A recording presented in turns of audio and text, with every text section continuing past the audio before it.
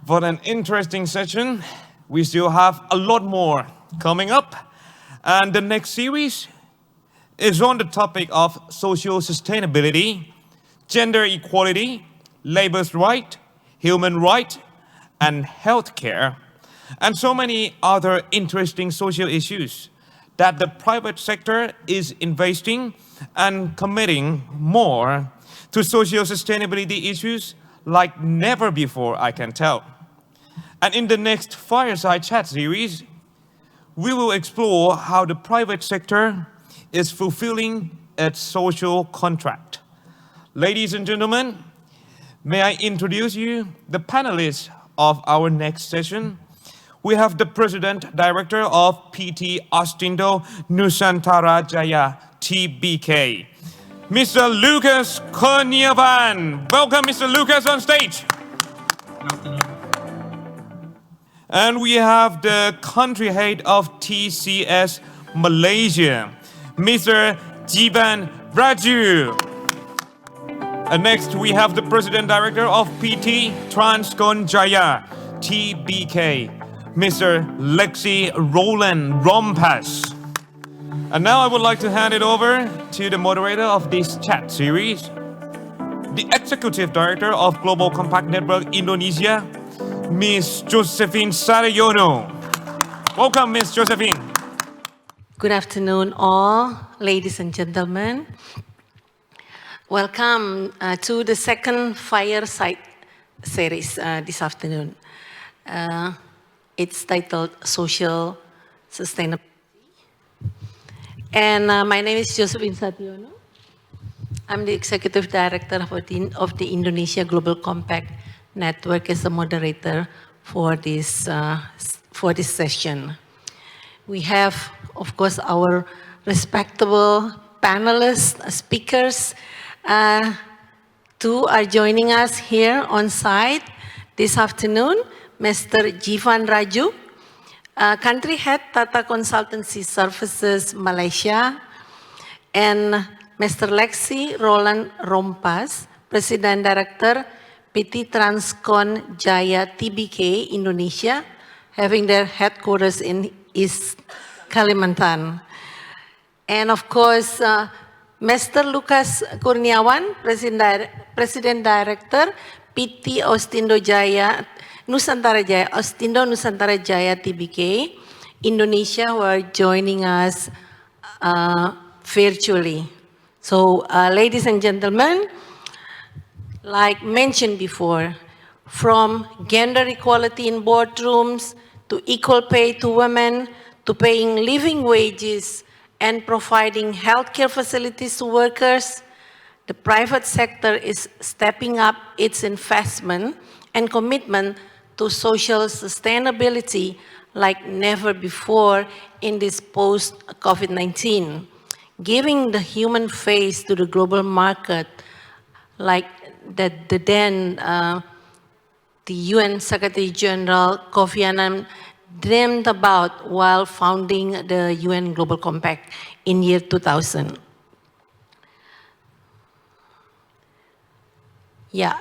Private sector needs to fulfill its social contract, moving beyond philanthropy and charity, and in fact investing in social sustainability to create thriving communities and ecosystem. We have here our respectable panel. I would like to ask, the same questions to all of you. We would like to inspire our audience on why actually the need to implement social sustainability in business. So let's get started. My first question, and this will be the same to all of you. What has your company done? What has been implemented in terms of social sustainability practice within your business? And why is it important for the company? I will start with Jivan, from your business perspective. Thank you, Josephine. Yes, really thank you. Appreciate the question.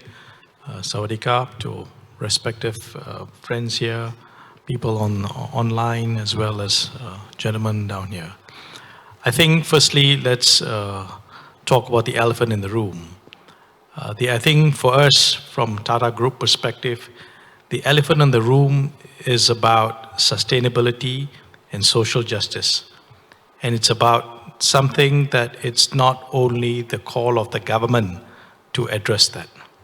It is every enterprise duty to do around the world.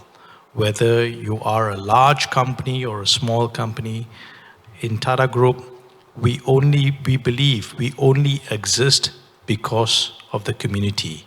And that has been ingrained in everything that we do. We work for society, we make money from society, and we give it back to society. And that is the ethos of the Tata Group, which made us exist for the last 150 years. And I hope many other companies embarking into similar sort of journey will be around for 150 years. So firstly, it's not social justice is not a problem for the government. It's our duty as enterprise. And in Tata Group and TCS, where I belong, we've done phenomenal amount of work about not only creating shareholder value, but also addressing stakeholders. And every country that we work, every country we have an office, it's our own country. We truly believe that every country that we serve, every citizen in the world that we serve is our own citizens. So there's no dichotomy about saying that it is a problem in China and not a problem here or a problem some other way. We truly believe that everything that we do and every ethos and culture that we have within the Tata Group as well as TCS, it's all about serving the community, providing shareholder value, and make sure that the stakeholders are well taken care. Well, and that has proven for 150 years being the sustainability, being the sustainable business, Exactly. Contributing to the society. Thank you so much. Now, let's hear from the perspective of PT Transcon Jaya. Lexi. Thank you. Before I coming to your answer from your question, I would like to introduce a little bit of our company so you know and have the background of what we are doing in Indonesia, especially in East Kalimantan. Our company our core business is to rent vehicles. Right? We are a public company based in Balikpapan, East Kalimantan, and maybe you're all aware that East Kalimantan already assigned by our president to become the next capital city of Indonesia to replace Jakarta. Our core of business, just like I said, is rental vehicles to industries like mining industries, like oil and gas industries, construction industries, and many others. To support our business, we have two very important assets that we have. First is our rental units, our fleet, and the second is what I think is the most important asset that we have is our employees. They are the reason why we survive for 20 years now, not to compare with Tata Group. The reason why I said that because these people make these two assets that makes our company can achieve our statement, our mission statement, and our goals that already set up by the company. So, in order to do so, there are several programs in our company that I can proudly share with you all today. The first program is we have this career development program for every employees in our company by providing them with extensive trainings and full scholarship if they wish to extend their knowledge. Also, we provide each of every employees and their families members with secondary insurance coverage aside from the what they entitled to that already coverage by the government. Yeah, so by these two programs that we have, apart from the other programs, we can still see our first employees that already work for us from 20 years ago from we started the business. Furthermore, since last year, our company, with the support of our stakeholders, has implemented the 5th goal of the SDGs, which is the gender equality. So now, even though our core of business is rental vehicle, which is mainly industry, we already have more and more female mechanics, female welders in our floor. Thank you, Bu. Wow. So from 150 companies to new companies, now having 20 years more, and we do hope that it will be more and more, right? Thank you, Bu. And then from what you say is, this is a male-dominated industry, Exactly. but you are also promoting gender equality Yes, Bu. to be like truck drivers, the transportation drivers. How do you find it? I mean, so far, what are the challenges that you're facing in terms of promoting or recruitments of women or female workers to be, truck drivers, for instance, or mechanic? Thank you. So we have our own training center in the company, and to fill that seats that available in the training center, we goes to schools in surrounding area in Balikpapan. We promote this program, and we said that we have programs for students, for employees, if you wish to join to the company. And so far we have we have exactly 5 agreements that already running with high schools, and 2 with colleges, another 2 with universities. That's And great. we help them. We help these institutions to develop their curriculums.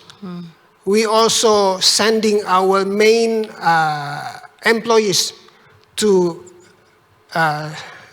as teachers in several subjects in their schools, in their institution. And we also provide the students to come to our company for duration of time of maximum 3 months, so they can work and have their experience before they come out to the public, to industry. Wow. Really amazing. So what I'm hearing from you is you're putting in extra effort, not doing business as usual, Exactly. right? Which is I think this is excellent. Thank you so much for sharing Thank you, Bu. sharing that with us. Then let's hear from Pak Lucas. Pak Lucas? Yep. Yeah. Good afternoon, Ibu Josephine, and good afternoon to all respected audience. I also would like to start from regarding the background of our company. ANJ Austindo Nusantara Jaya, we are an agriculture-based food company, and our operations span across Indonesia archipelago. So literally, our operation is from Sumatra and Kalimantan and up to West Papua. And our primary revenue stream is from the palm oil business unit. Oil palm plantation is a long-term investment, and therefore, wherever we operate, we must coexist and grow together with the communities surrounding our operation. With respect to our ESG ambition in terms of the social sustainability practices, our focus includes several key targets, namely inclusive growth, meaning that our presence generates positive outcome, opportunities, and shared prosperity for our local communities. And this is important because we operate mostly in a remote area, which with a very limited economic opportunities, limited public services, and limited infrastructure. Regarding this ambition, we involve our local farmers and local businesses in our supply chains. More than 5,800 farmers and agents are involved in our supply chains as the supplier of the oil palm fruit, or we normally call it fresh fruit bunches. We also empower smallholders to apply best practices in agronomy, principle of sustainable agriculture. And as of the end of last year, approximately 62% of our plasma and partnership suppliers have received sustainable certification from RSPO. And our ambition with respect to the smallholders is that by 2025, 100% of our plasma and partnership suppliers will have received the sustainable certification from RSPO. And the next key target is the empowering the local communities. And for this, I am proudly would like also to share one of our successful initiatives relating to the women empowerment program in our West Papua operation, which we call Warung Mama, literally in English meaning Mama's Food Stall. This initiative has empowered local women by providing them with the means to generate their own income and promote the sale of local food products. The mamas who are from the surrounding villages, and most of them do not have formal higher education, are provided with practical and business skills to allow them to develop their interests. Also, our investment in infrastructure and services such as roads, bridges, ports, clinics, telecommunication facilities, and also, lastly, but also very important, early education for the children. Provide accessible facilities in remote areas for the local communities and thus improving their livelihood. Also, the next key targets, which are equally important, working condition and preventing forced labor. With respect to the forced labor, we recognize that this industry, there are potential risks of forced labor and child labor in our operation and our suppliers' operation. ANJ has a very clear and enforced policy to abolish child labor and protect workers from abuse and exploitation. And also, this policy must also be adhered by our suppliers and contractors. Particularly for the child labor, we believe that one of the root causes is the lack or even the absence of access to education for the children. Therefore, to address this, we establish schools in our location, working together with the government to improve the access to education in the surrounding area of our operations, and also working together with some NGO to improve the education quality. Yeah, very good. So, based on the sharing, I see that different industry will respond differently, but Absolutely. will fit it into their requirements, business needs, and fitting also into the environment. I hear you, Pa Lucas, about it is very vulnerable aspect in terms of agriculture practices, and especially in the palm oil of the issue about child labor. So I believe what your practices shows us that actually putting in an emphasis to putting children to keep children in schools will benefit the company, but also benefit the society, because by not being in school, they might interfere with their father's or mother's work within the farm, within the palm oil farming, right? So I think we learn a lot from these, and then thank you so much. It's very inspiring. But let's move. I have more questions for all of you. Tell us more about, the lesson learned, okay? The benefits and lesson learned that your company gain or learn from the practices, the social sustainability practices that you're doing within your business. Jivan. Sure. I think one thing is in the Tata Group and TCS, the fact that we put a lot of emphasis on employees, Yes. whether it's male or female, we put a lot of emphasis on them. We put a lot of emphasis about creating jobs for youngsters around the world. And during the pandemic, I think it became very loud to many of us that TCS were out there trying to create more jobs, especially when companies were laying off. And one thing that we did in Malaysia is we realized that if we pick up the youngsters who are fresh graduate guys and train them out and provide programs for them, they can naturally be superstars. So we came up with a program called Seed Lab, which is actually an incubator program with one of our partners in Malaysia to address youth unemployment. And all this incubator does is create social enterprise startups filled with youngsters, and they go out and we incubate them over a period of 12 months. They go out, they create much more employment for fellow youngsters in the gig economy, and that has a economic impact on the downturn. So that program was a very successful program for us, where we wanted to address youth unemployment in Malaysia. We created the Seed Lab program. Today we have 3 startups, another 7 or rather 8 being incubated, so that they go out, they address a particular social problem, be it accompanying elderly people, be it creating jobs for youngsters wanting to move into the F&B business, and also youngsters who just don't want a job. I just want to be a freelancer, but can I earn enough money as a freelancer to provide food onto a table?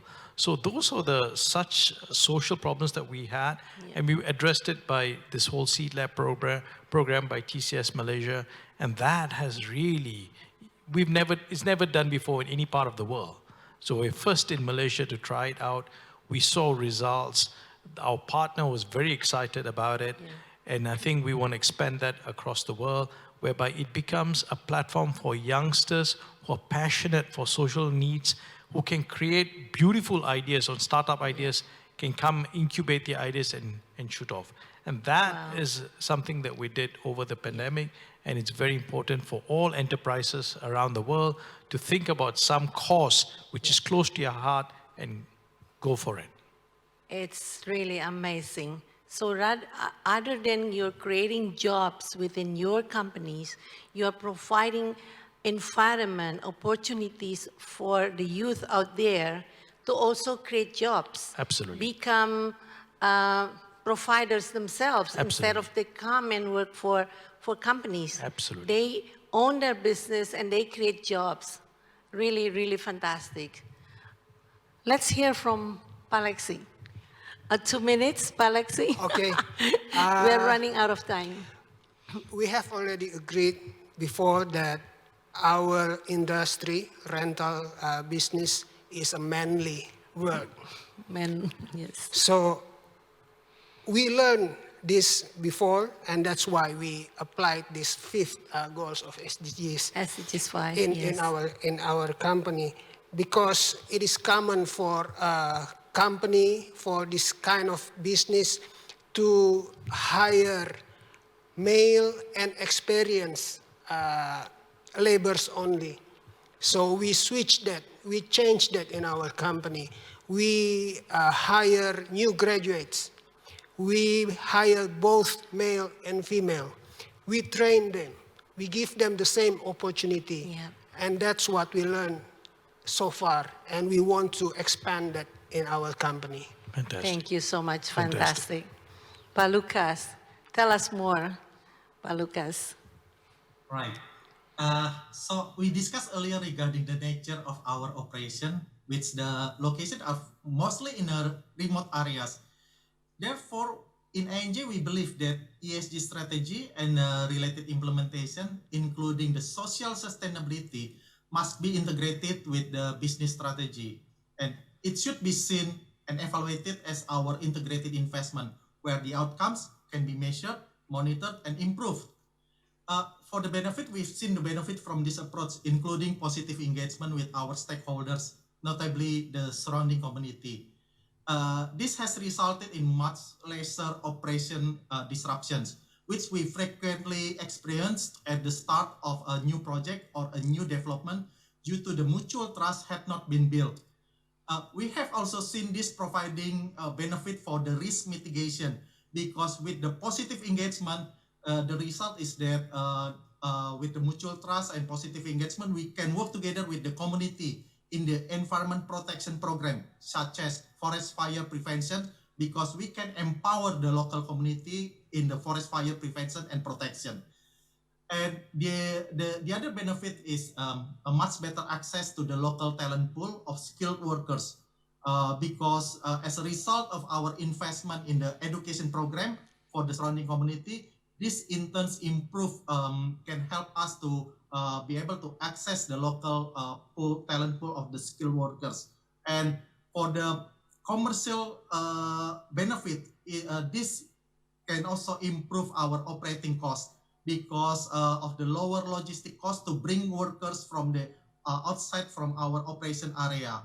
Yeah. The local talent can also help us to improve our understanding on the local wisdom in addressing certain operational challenges. Yeah. And then also from the internal perspective, this also improve employee engagement and also positive working environment, because as a result of our real action, clear communication on our commitment and ambition relating to working condition, workers protection, and more importantly, relating to the gender equality and women empowerment, the employee will feel certain about clarity regarding our direction. And Okay. the latter regarding the gender equality and women empowerment is also very crucial in an industry such as oil palm, where majority of the workers are male. And as such, we continuously improve and strengthen our gender committee in all locations. Yeah. And lastly, the benefit that we have seen is the recognition and good reputation, which in turn this further strengthen the trust from our buyers, customers, shareholders, and also other stakeholders. Thank you. And Josephine, you asked also about the lesson learned. I think the lesson learned that we have taken so far is that understanding the local culture in its location is important, because each place has unique, and there is no one size fits all of the methodology of the implementing the social sustainability program. And also very important to establish various means of communication channels to establish the trust with the community, and this includes the grievance mechanism. And lastly, I think it's about journey. Sustainability practice is about a journey. Therefore, patience, persistence, and perseverance are very important. Thank you, Pak Lucas. Thank you so much. Very inspiring, and we can hear a lot and a lot more. However, we're very limited time. Just one last question to each one of you. Can you share us what is it? What have you taken up by being a member of the UN Global Compact? This could be an easy answer, could be a difficult answer from you. Let's just share. Maybe from Jivan. Sure. I think UN Compact Global has been a phenomenal partner for us in Malaysia. Together with them, we've come up with many initiatives. One of it is on climate change. One of it's on zero C carbon capture. Yep. And that partnership has resulted in a lot of awareness for a lot of enterprises in Malaysia. So I think this partnership has enriched TCS Malaysia, has enriched them as having TCS also with them. And I think together we are only striving to do more for the country and for the citizens of the world. Thank you. Alexi? Since joining the UNGC, we received many provisions, many guidelines, how we can do these programs in our company. So we are looking forward. From our last discussion, Ibu Josie already mentioned to us, and we already put that in mind, and we hope that we can participate even more. That's great. Thank you so much. How about Pak Lucas? Can you share it within 30 seconds? Yeah, we have 6 ESG ambition and targets that we set last year. All of these ambition and targets are aligned with the SDG. And UNGC has provided resources and knowledge sharing forum to assist us to achieve these ambitions, keep us up to date with the dynamics in this space, and more importantly, to assess where we are as compared to the others. So this is the benefits or the opportunity that we have, INJ has captured as UNGC participant. So nice to hear that. We are Global Compact present in almost 70 countries around the world, and every single local networks are providing, providing support to our participants to be in the forefront of the sustainability practices, to be more sustainable in their business. We are coming to an end. I just want to share the takeaway. Why all companies should implement the social sustainability practice is because it is every enterprise duty around the world, regardless of company size. It is all about serving the community and providing shared values. We should not only do the business as usual, but we must take extra effort, setting ambitious goals and targets. And of course, different industries will respond differently, fitting to the environment. Learning from our speakers today, putting children's education as a priority around the company will not only benefit the company, but also benefit the human resources as well. Sustainability is about journey, persistence, and perseverance is very important. Thank you so much, Bapak Ibu, all gentlemen. Today we have such interesting panels today, right? We see all female panels and all male panels, but today it's a combination. Absolutely. I mean, right now it's a combination. Again, thank you so much for sharing. It's so inspiring. And I'm logging off. We are logging off. Thank you so much for the time. Thank you, Josephine. Really appreciate it. And a big round of applause for stimulating discussions, what a meaningful and thought-provoking discussions. And a big round of applause once again to Lucas, Mr. Lexi, Mr. Jivan, and also the moderator, Ms. Josephine. Thank you so much. Thank you very much. And a huge thank you to our moderators and speakers in the 2 Fireside chat series for the stimulating discussions. Before we wrap up almost 5 hours of intense discussions today, we have a very important person who wants to share some closing thoughts with us. She's the UN Resident Coordinator in Thailand, Ms. Gita Sabawal. And as the Resident Coordinator and champion of the Global Compact's work in Thailand, she continues to inspire us. And now, Ms. Sabawal has sent us her video message for today's event. And now let us hear from her. And now the stage is yours, Ms. Sabawal. Global Compact partners from across ASEAN, ESCAP colleagues, business leaders, and friends. It's a pleasure to join you today at the UN Global Compact Leaders Summit, looking forward to greater partnerships between business and the UN in ASEAN. I want to start with clear recognition of how important the private sector is to advance the SDGs and climate action, embedding the concept of sustainability not just in business, but in society and our relationships with the environment as well. The private sector is uniquely situated to drive progress, which is reflected in UN's Sustainable Development Cooperation Framework, guiding all of the UN's work in Thailand over the next 5 years. During the recent visit of the UN Deputy Secretary General to Thailand, she emphasized how the private sector has helped to co-design the SDGs, keeping progress going even when governments were slow to act. The Global Compact local networks in ASEAN have emerged as important interlocutors at the country level to take this message of sustainability to the wider private sector, SMEs, bankers, investors, and other economic actors. The UN relies on a close partnership with the 15 local Global Compact networks in Asia that have a strong track record in mobilizing local businesses. For UN Thailand, the partnership with the GCNT has already seen reduced annual carbon emissions by 7 million tons, or 2% of national GHG emissions.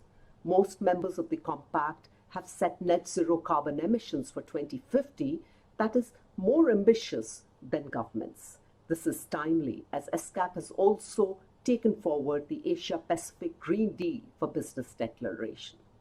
The partnership has been expanded to include Thailand's financial sector to scale up commitments to the principles of responsible investing and principles of responsible banking, with 23 asset managers and investors and 13 banks respectively as prospective signatories.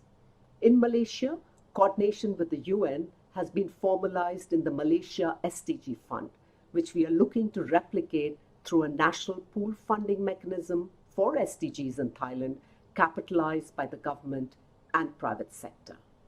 As discussed during this forum, we need to continue to focus on SMEs and sustainability across the supply chain, including comprehensive research on SME terrain, the winners and losers in this transformation for sustainability, and the structural support that will be most effective. This extends across the private sector, as large corporates can't do business without SMEs, and these upward and downward linkages have to be built into sustainability strategies. In the Philippines, the local network has worked closely with the UN, improving safety and health through supply chains, recognizing the important role that business can play. I'm glad to see the UN Global Compact launch its SME toolkit to mainstream sustainability, and I'm confident that local networks in ASEAN will make very good use of it. We also need further progress on social sustainability and gender equity in the private sector. Thailand leads with 24% of CEOs and 43% of CFOs being women, but our partners tell us that systemic biases remain, such as access to financing. In Indonesia, the private sector has been championing women's leadership through Ring the Bell for Gender Equality collaboration between the UN and the Indonesian Business Coalition for Women's Empowerment and the Stock Exchange to set ambitious targets for women representation and leadership. And lastly, with global momentum on the Convention on Biological Diversity, the private sector in ASEAN needs to step forward as UN champions of biodiversity to lead protecting species and habitats while leveraging technology and innovation. At the regional level, we also need to get better at addressing air and plastic pollution by bringing to bear science-based technical assistance, such as ESCAP's use of satellite technology for chemical fingerprinting of smoke to pinpoint pollution sources and provide granular evidence for data-based policy. This kind of science-based partnership with government and private sector, leveraging our respective expertise, will be key to addressing our interconnected challenges. Thank you again to the organizers for bringing together the key stakeholders, including the ESCAP Sustainable Business Network and Global Compact. I look forward to building on these discussions. Thank you very much. Oh, thank you very much for a powerful message and the call to action. And next, last but not least, saving the best for last. Ladies and gentlemen, I have the great pleasure to present to you the Executive Director of Global Compact Network Thailand and the host network for this event.